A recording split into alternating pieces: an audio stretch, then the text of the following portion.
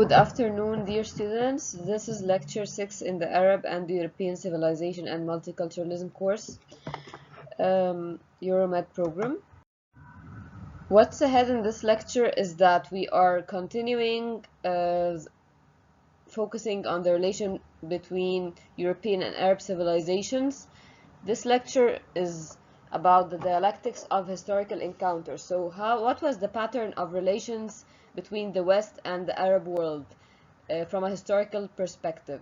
So we'll understand actually this interaction through tackling the relation between the Ottoman Empire and how it reacted to the developments in the West in the 18th and 19th centuries. Also, we'll focus on modernization in the Arab world, how the Arab world reacted to the developments in the West, particularly the scientific revolution and the scientific discoveries. So we'll focus, our readings will be on for Albert Hourani, A History of the Arab Peoples, and William Cleveland and Martin Bunton's book entitled A History of the Modern Middle East. We took last time part in the history of the Arab peoples, but we'll continue in it today. So those are the book covers. As we saw, Arabic thought in the liberal age. So from 1798, the date of the French campaign in Egypt, till 1939 and the eruption of the Second World War. So also we will tackle history of the modern Middle East book, which is a very interesting. So actually the interaction between the Arab and European civilizations, there was a pattern of relation, and we covered in the first lectures whether we're having right now a clash of civilizations or a dialogue between civilizations or cultures. So it was more of a history of conflict or clashes or cooperation. So we'll just focus today more on the historical dimension.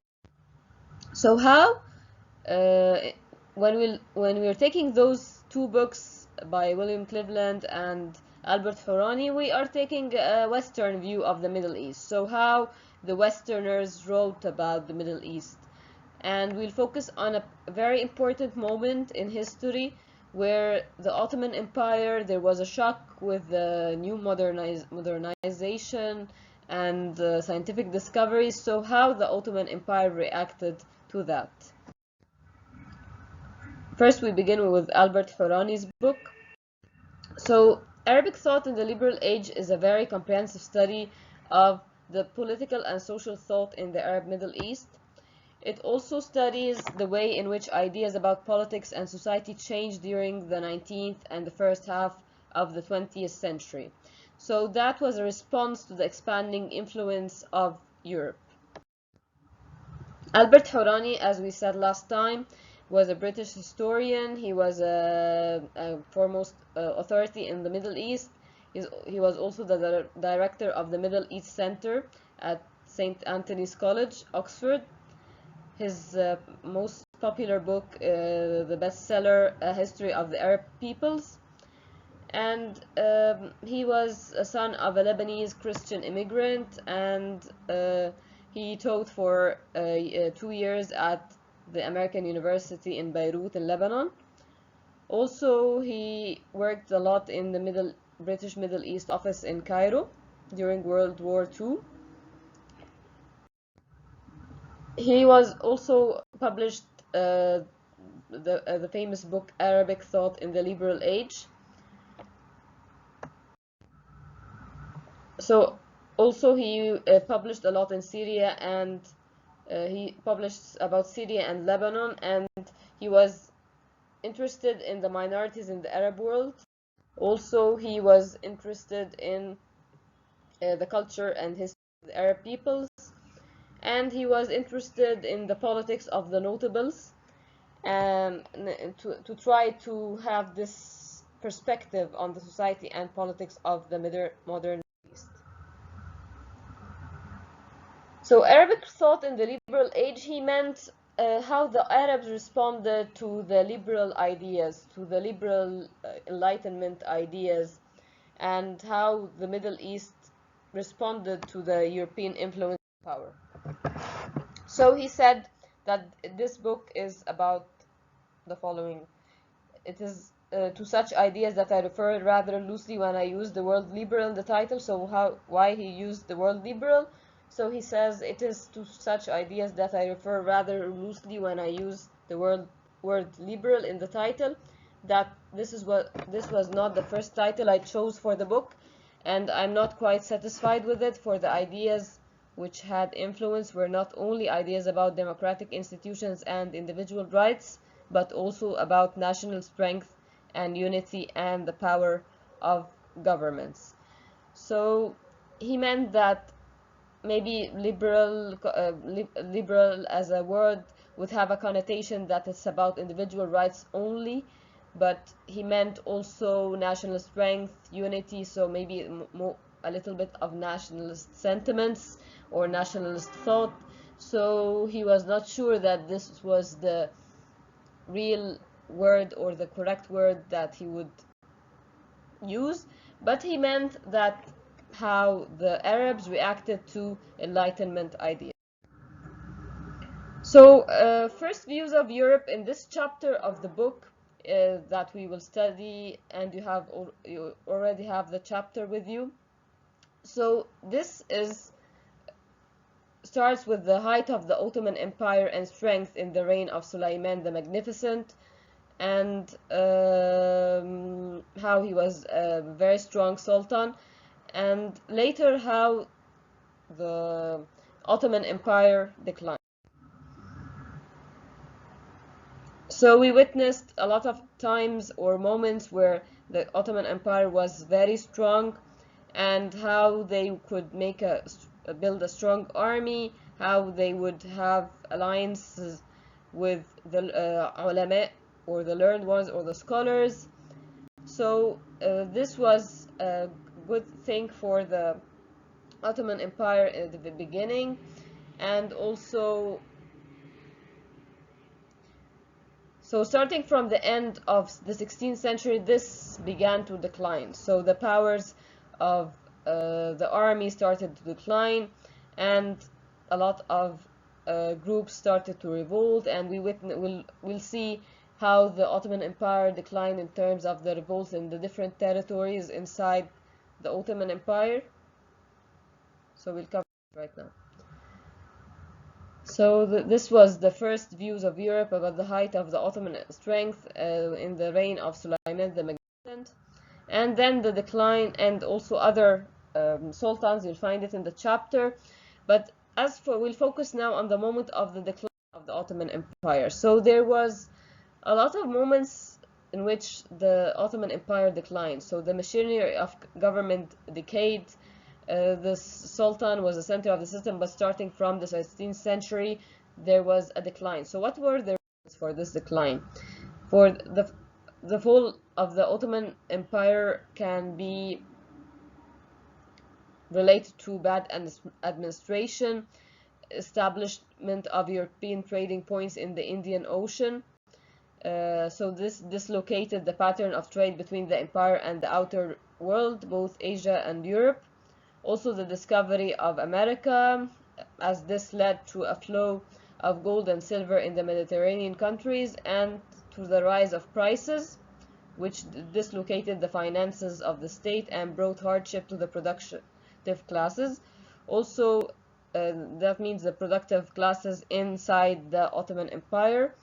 This led to the decline of crafts, and also agriculture declined due to different reasons. Another point related to the decline of the Ottoman Empire is decentralization. So there was a challenge of the Janissaries, Inkishariya, and Bedouin. So the Ottoman Empire, the provincial government or the local government changed in its nature, and notables and scholars who had much greater influences rather than the central government. So the role of the scholars, those popular leaders in this case were more influential than the central government of the Ottoman Empire.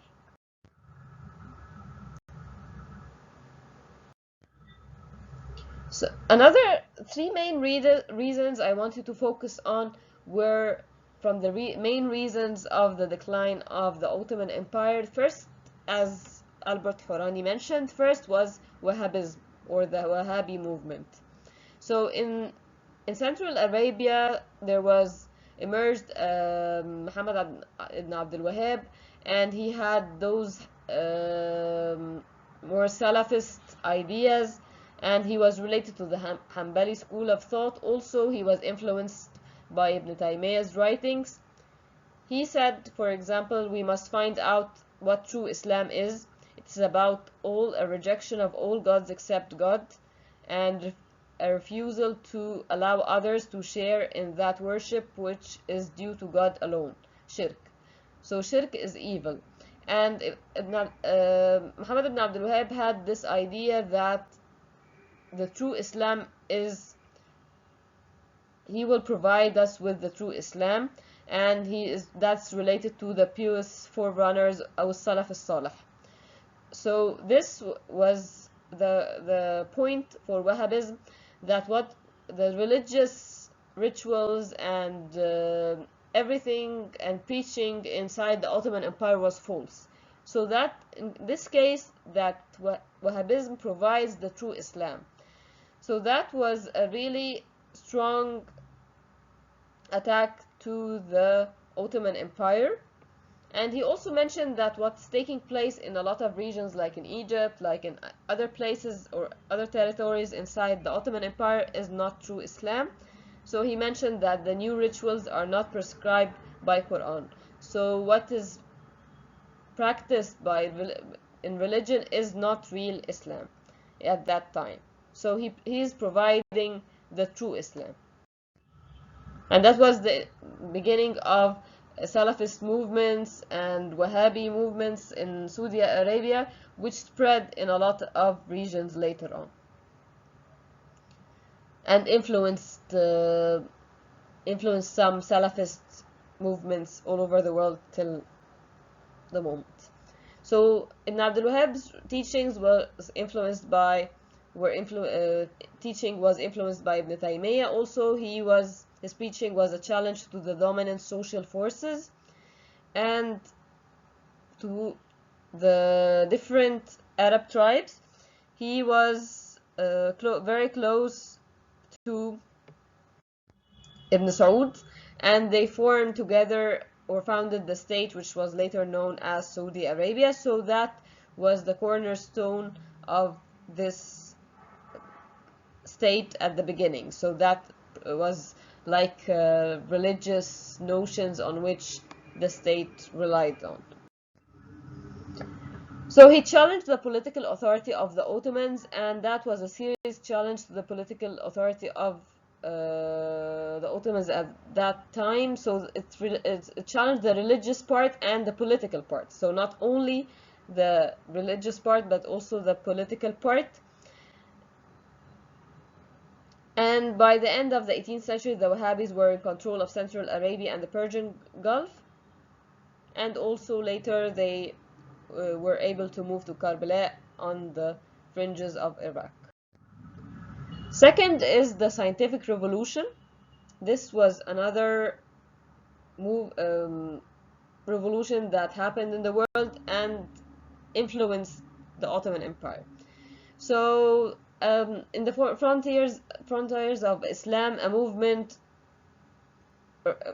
was there, which is the scientific revolution in Western Europe, and the growth of military and economic power, which was a result of this. So Ottoman Empire, as we discussed last time, spread in a lot of regions, if you remember, till Vienna, till France, and spread across different areas in the Balkans. So that was undermined a little bit, so the area shrinked, and in the scientific revolution allowed the Europeans to free themselves from the Ottoman Empire.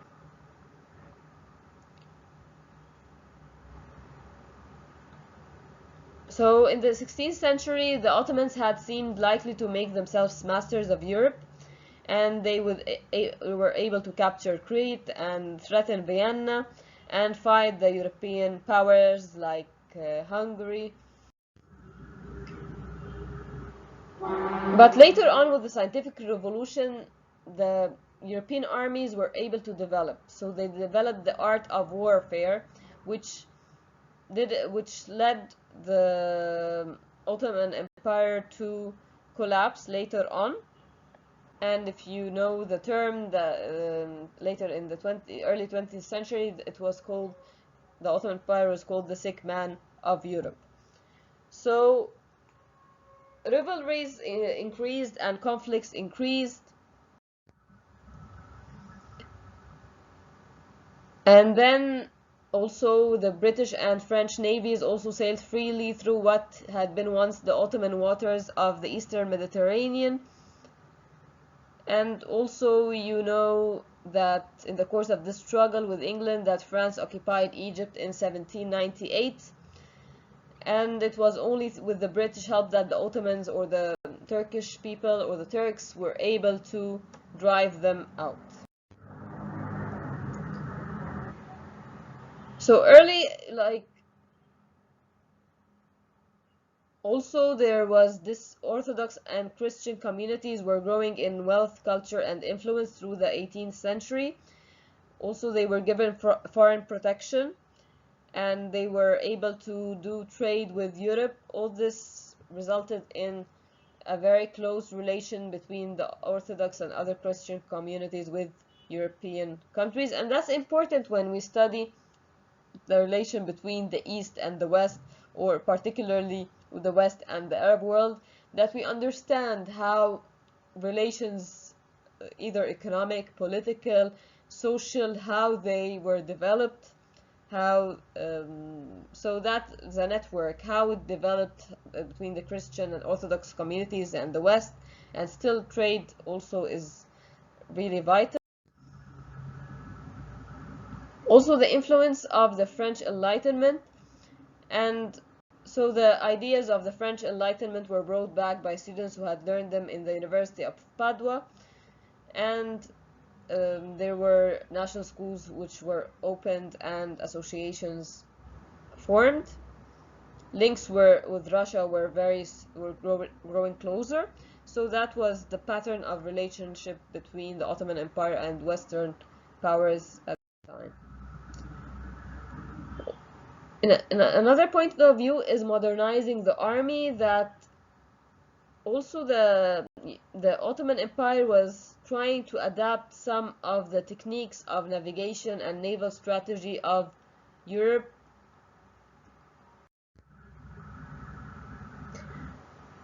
Also related to scientific discoveries is that Sultan Muhammad the Conqueror had some general interest in European civilization. So some sultans had an interest in the civilization, meaning the painting, the arts, the literature. So he invited Italian painters and men of letters to his court. But later the empire lost its dynamism and much of its political skill. Also, the scientific discoveries that happened at the time of the decline of the Ottoman Empire were not mentioned very much in Ottoman literature, which means that they were not aware, that people were not aware very much of the newest scientific discoveries, which is a sign of a decline of any power or any civilization, that they don't read, they don't access new information. So there's no mention, for example, of Copernicus' discoveries in Ottoman.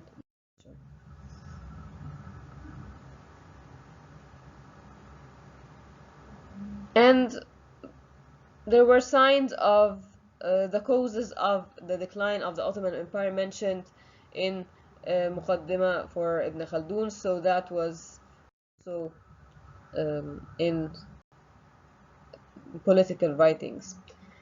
Number 3 is the revolt of the Greeks. That was a key point and a real sign where the Janissaries, or the army of the Ottoman Empire, was not that it was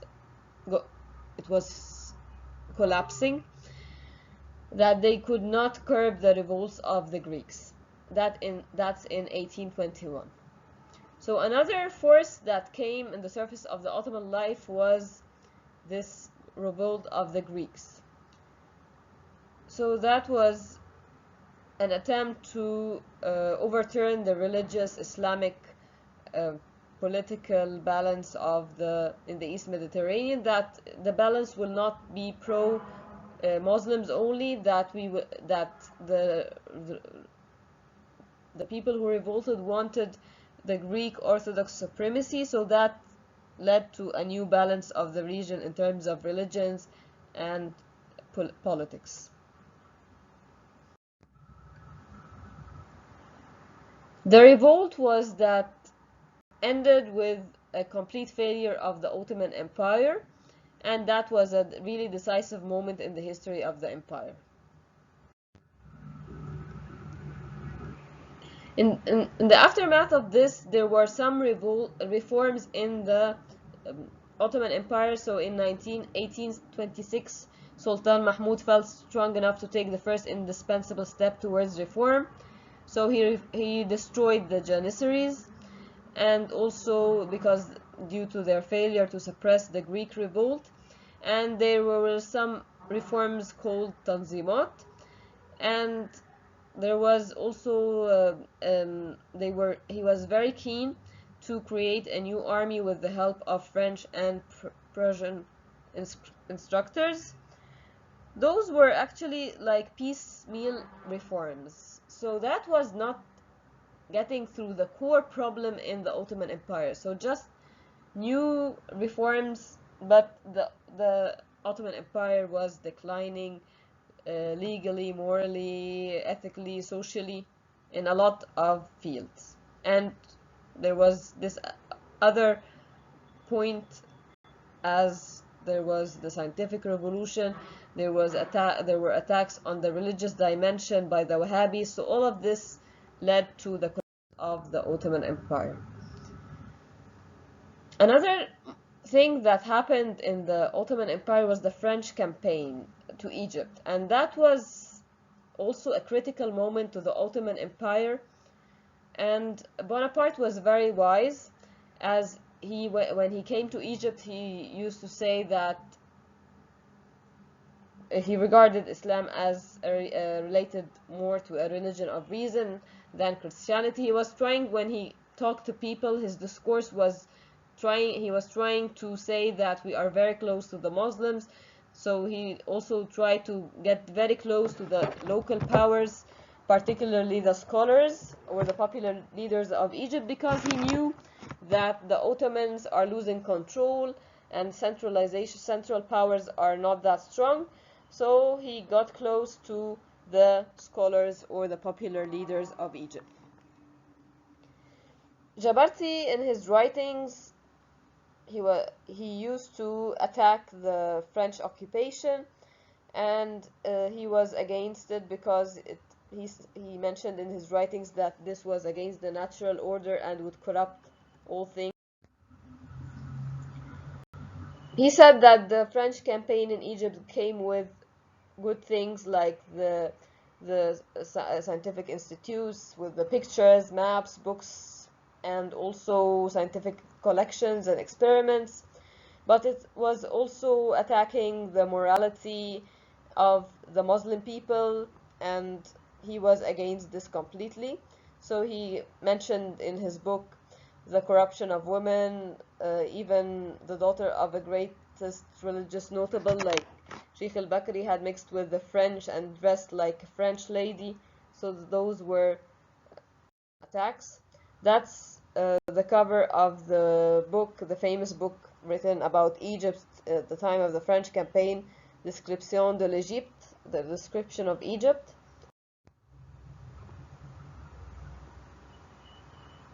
And also another moment very critical that came later on was Muhammad Ali's time. So Muhammad Ali also, in the pattern of relationship with the West, that he he didn't want to make modernization as the West 100%. So one of the interesting things in Machiavelli's book, that when he used to listen to the translations of Machiavelli's book, so he by his Minister Artin. So Artin said that he mentioned that, but on the fourth day he stopped me.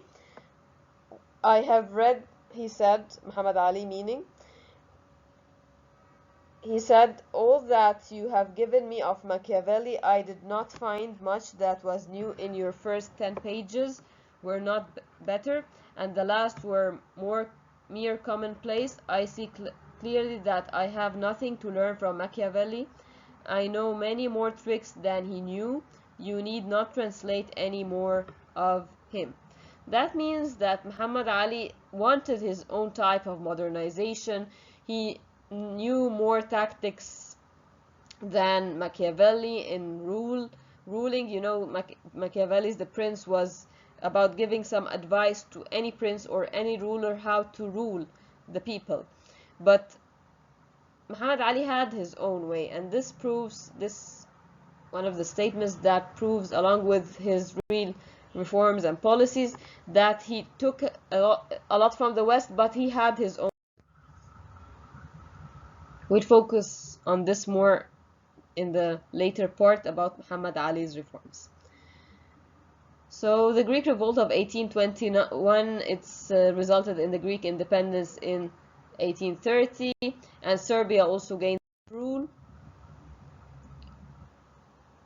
So now we will focus on another book, or another 2 chapters from the history of the modern Middle East book. So that's the full citation of the book.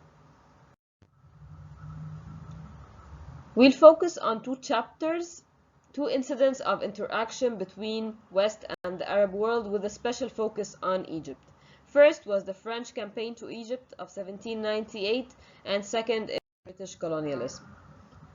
So as for the history of the modern Middle East book, it focuses on the dramatic transformations of the region in the past 2 centuries, from the Ottoman and Egyptian reforms through the challenge of Western imperialism to the impact of the US foreign policies. It takes a political history approach, but focuses also on culture, society, economics, and politics. So it covers the Ottoman and Egyptian reforms and the challenge of Western imperialism, impact of US foreign policies in a later chapter. Also, it introduces the region's history from the origins of Islam in the 7th century. So it begins with this. So it begins with the origins of Islam in the 7th century, and we end up in a new edition of the book of the Middle East in the aftermath of 2011 revolts. So it covers a large span of time.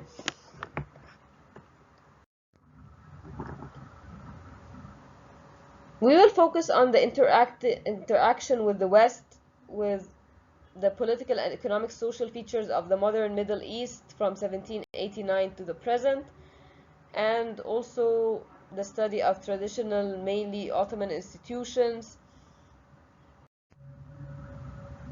So we will focus on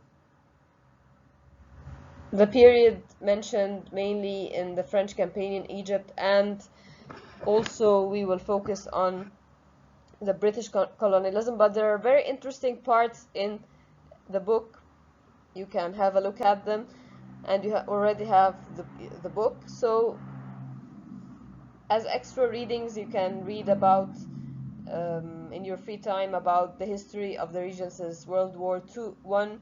Examining the writer focuses also on the origins of the Arab-Israeli conflict, and also the significance of secular ideologies such as Arab nationalism and socialism.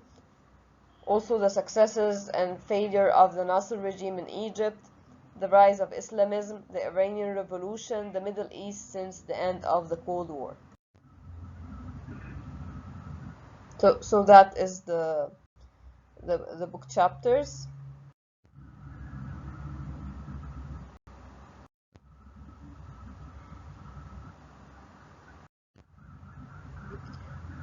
Focusing on chapter 4 in William Cleveland's book is the pattern of reforms between 1789 and 1849.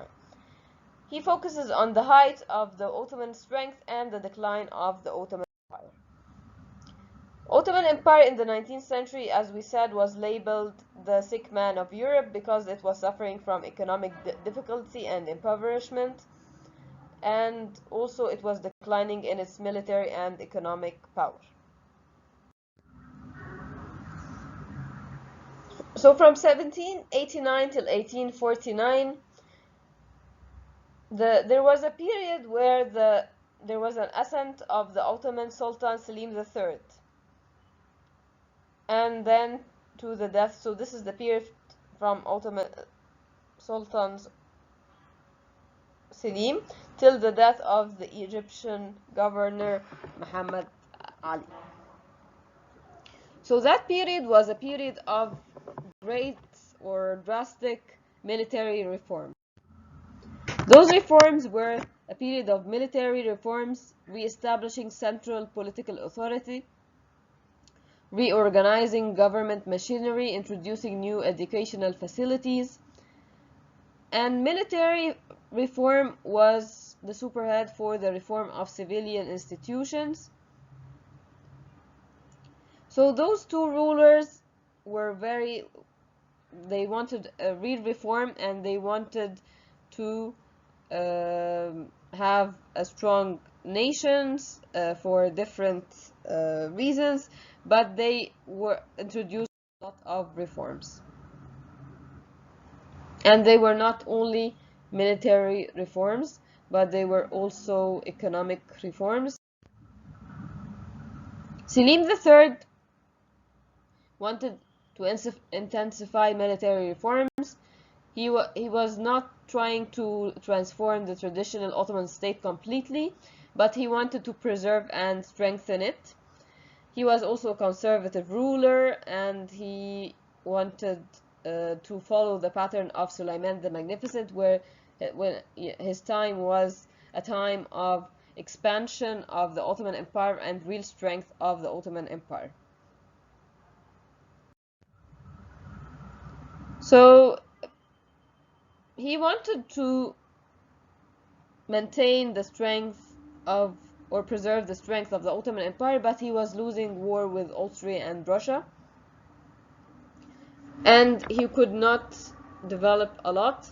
He tried to employ some European advisors to know some new tactics and training, and use new weaponry, and he wanted to convince the Janissaries to accept the new methods and to have a new military project and a new order, which was called the Nizam al-Jadid. So he had some trainers from the Europeans, but it didn't help a lot. And later there was an overthrow of Selim III, and he wanted to send some missions across the Ottoman Empire. And you would know that at the Ottoman Empire at its climax and when it was really strong, it didn't have some ambassadors in European countries or consulates, that the European countries had to go to send their missionaries and diplomats to the Ottoman Empire. So they had vice versa, not like that nowadays. Any state would have diplomats in another country, and if you need to contact them, you could contact the embassy. So that was not the case at the time of the climax or the strength of the Ottoman Empire. So at the time of Selim III, this was a sign of the decline of the empire, that there were some missions of Ottomans sent to London. So Ottoman embassies started to appear. Then Selim III was overthrown. As for Muhammad Ali in Egypt, what was his main reforms? So he had some great reforms, and he built the modern Egypt, and he wanted to see what the French did for Egypt and to build upon it, and to see about the Mamlukis who were ruling Egypt before him. And he had at first a new thought that he would revive Egypt under Mamluki order, but later, as you know, when there was he wasn't in good terms with the Mamlukis, and he was able to get rid of them.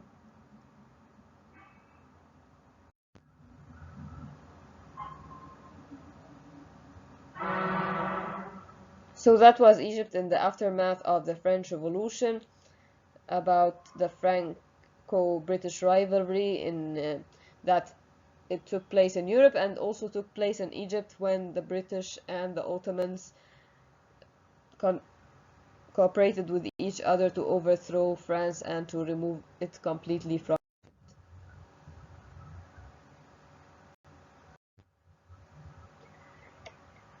So Muhammad Ali did some reforms in Egypt, and he wanted to establish an independent dynasty in Egypt at the expense of the weakened Ottoman Empire. He refashioned the army, and also he had a very important centralized bureaucracy. He relied a lot on it, and he transformed and changed the patterns of landholding and agricultural production. Also, in 1811, he ordered the massacre of about 74 leading Mamluks, and he wanted to reconstruct Egypt based on the European model, or a modernized model.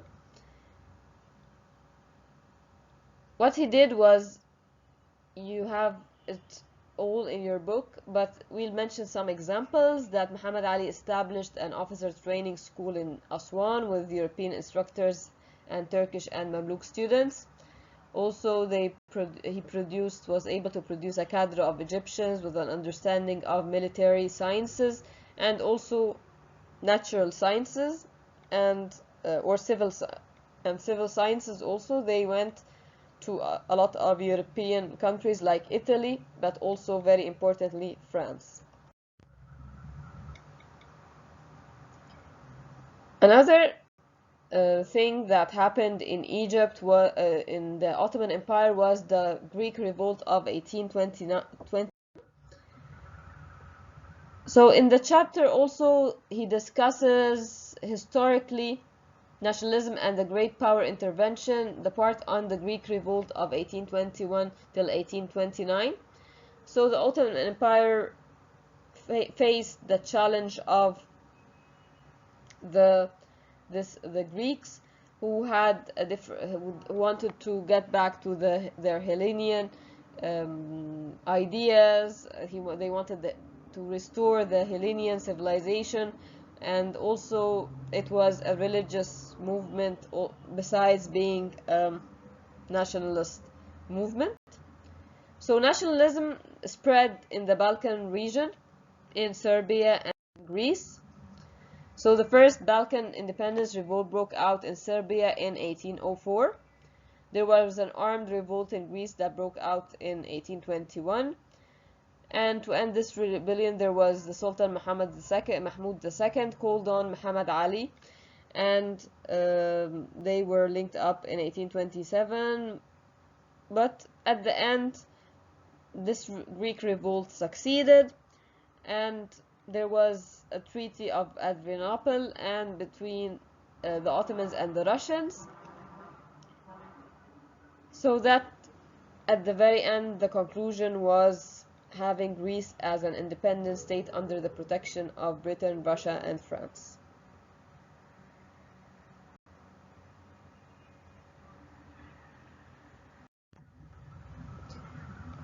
Chapter 6 is about Egypt and Iran in the late 19th century, but we will focus on Egypt. So during the last decades of the 19th century, major European powers expanded their overseas empires, and for example in Bahrain and Muscat and Kuwait signed treaties not to deal with any foreign power except through Britain. So British rule expanded, and the British Empire, British nation, Britain was able to have very strong relations with a lot of Arab countries. As for Egypt, British occupation of Egypt from 1882 till 1914, the Cromer years between 1883 till 1907, the chapter focuses on those dates specifically. So the British occupation of Egypt produced one of the most important significant colonial encounters in the modern era. It shaped, of course, the Egyptian economic development, and also there was a very strong later on anti-imperialist national movements, and that affected the relation between Britain and Egypt. As for Cromer policies, he was opposed to the development of he had a lot of influence on the Egypt, and he influenced the path of development in the nation.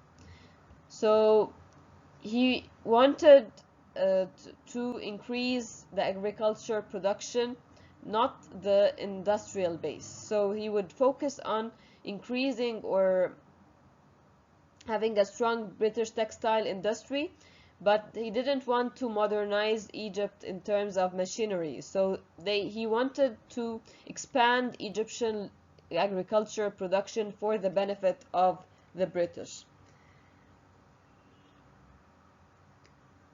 And cotton became a very important agricultural output. So that was during Cromer years, Egypt became more dependent than ever before on the export of cotton as the single crop. So a question for you just to think of: how did the West influence the path of development in the Ottoman Empire and these various territories on Egypt? So in your opinion, to what extent Egypt and the Ottoman Empire could develop inside as a reaction to the scientific developments on the West?